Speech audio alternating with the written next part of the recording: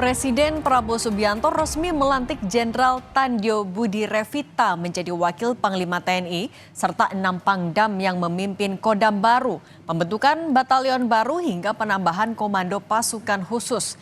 Presiden menyampaikan Indonesia harus punya pertahanan yang sangat kuat. Inilah catatan Kompas TV, babak baru Tentara Nasional Indonesia.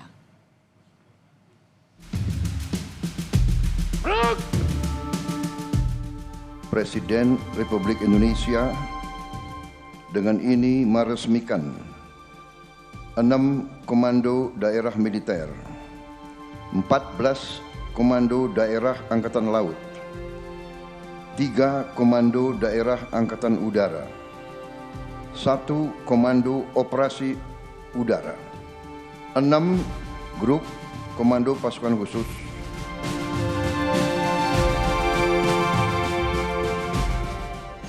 Presiden Prabowo meresmikan reorganisasi Tentara Nasional Indonesia di Pusat Pendidikan dan Latihan Kopassus Batu Jajar, Bandung, Jawa Barat. Satuan elit yakni Kopassus, Korps Marinir, dan Korps Pasukan Gerak Cepat atau Kopasgat naik kelas menjadi Komando Utama Operasi alias Kotama Ops yang dipimpin seorang perwira tinggi bintang 3. Kopassus, Marinir, dan Kopasgat akan memiliki otonomi lebih besar dalam pengelolaan anggaran, personel, dan operasional termasuk menambah grup dan batalion baru di bawahnya untuk memperkuat kemampuan tempur. Selain itu, 6 komando daerah militer atau Kodam baru dikukuhkan dan meresmikan nomenklatur Komando Daerah Angkatan Laut atau Kodaeral menggantikan nomenklatur Pangkalan Utama TNI alias Lantamal. Tidak hanya itu, Komando Pertahanan Udara atau Kohan Utnas kembali diaktifkan dan berada di bawah komando langsung Panglima TNI. Dalam reorganisasi ini, ada pembentukan satuan baru yakni Batalion Teritorial Pembangunan, Batalion Infanteri Marinir, dan Batalion Komando Korps Pasukan Gerak Cepat. Presiden Prabowo bilang ini dilakukan untuk memperkuat pertahanan Indonesia. Indonesia tidak mau memihak blok manapun. Tapi karena itu tidak ada pilihan lain, Indonesia harus punya pertahanan yang sangat kuat. Dan untuk itulah hari ini saya melantik 6 Panglima Kodam baru, 20 Komandan Brigade baru, dan 100 Batalion Teritorial Pembangunan baru. Yang terakhir dan juga menyita perhatian, Presiden Prabowo Subianto melantik Jenderal Tandjo Budi Revita sebagai Wakil Panglima TNI, jabatan yang sudah 25 tahun kosong. Posisi Wakil Panglima terakhir kali dijabat Jenderal Fahru Rozi. Kini Jenderal Tandjo diharapkan pada tantangan yang lebih besar. Ia dituntut untuk menjadi motor operasional yang memastikan kesiapan tempur dan interoperabilitas 3 matra, sementara Panglima TNI fokus pada arah kebijakan strategis. Tim Liputan, Kompas TV.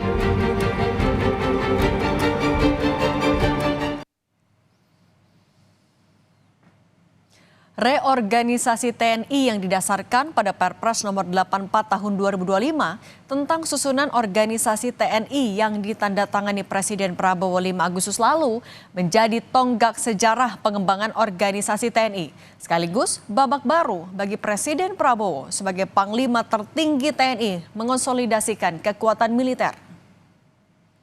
Sebagai bagian dari komitmennya untuk hadir di tengah masyarakat. Menurut penasihat khusus Presiden di bidang pertahanan, Jenderal Purnawirawan Dudung Abdurrahman, reorganisasi TNI adalah perintah langsung Presiden Prabowo. Kita memahami keinginan Presiden Prabowo memiliki tentara yang kuat untuk menjaga kedaulatan negara. Kita juga setuju, pengembangan organisasi adalah hak internal TNI. Namun, reorganisasi TNI tentu tidak murah dan akan berdampak pada perubahan perencanaan anggaran negara. Bila satu batalion terdiri dari 300 sampai 1.000 prajurit, maka bisa dibayangkan besarnya biaya yang dibutuhkan untuk pembayaran gaji, tunjangan personel, hingga pembangunan infrastruktur militer. Belum lagi biaya pembelian dan perawatan alat tempur yang ada. Musuh terbakar api di Cijuk. Kementerian Pertahanan mengusulkan kenaikan anggaran di 2026 menjadi 184 triliun. Sementara di tahun 2025, Kementerian Pertahanan adalah kementerian dengan pagu anggaran paling besar, yakni 166 triliun. Pertanyaannya, apakah saat ini adalah waktu yang tepat melakukan reorganisasi TNI bila kita mempertimbangkan kondisi keuangan negara? Badan Pusat Statistik atau BPS memang menyebut perekonomian mulai pulih. Bahkan laju pertumbuhan nasional pada triwulan 2 tumbuh 5,12%, lebih tinggi dari prediksi semua lembaga riset dan ekonomi. Namun gelombang PHK masih terjadi. Hingga Juni 2025, portal 1datakemnaker.go.id mencatat 42.385 pekerja kena PHK. Penerimaan negara dari sektor pajak juga anjlok 19,7% dari periode yang sama pada tahun sebelumnya.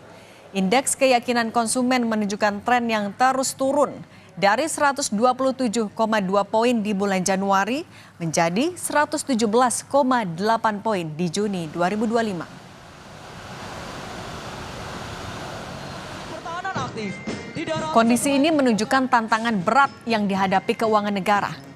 Pemerintah diminta untuk terus menstimulasi pertumbuhan ekonomi dengan berbagai insentif agar daya beli masyarakat bisa meningkat dan sektor industri kembali menyerap banyak tenaga kerja.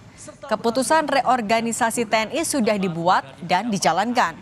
Kita tentu berharap pemerintah bisa lebih bijak dalam memenuhi kebutuhan organisasi TNI dengan posturnya yang baru. Walau sudah dibentuk dan diresmikan, tidak berarti harus segera dipenuhi secara ideal. Pemenuhan kebutuhan militer bisa dilakukan secara bertahap dengan mempertimbangkan kondisi keuangan negara. Kami hormati, terimalah salam hormat dan bangga dari... Pertahanan negara yang kuat tentu penting, namun menjaga stabilitas ekonomi jauh lebih mendesak hari ini. Pembukaan lapangan kerja baru, perbaikan upah, hingga fasilitas hidup yang layak kini yang paling ditunggu masyarakat banyak. Demikian catatan Kompas TV, kita jumpa lagi pekan depan.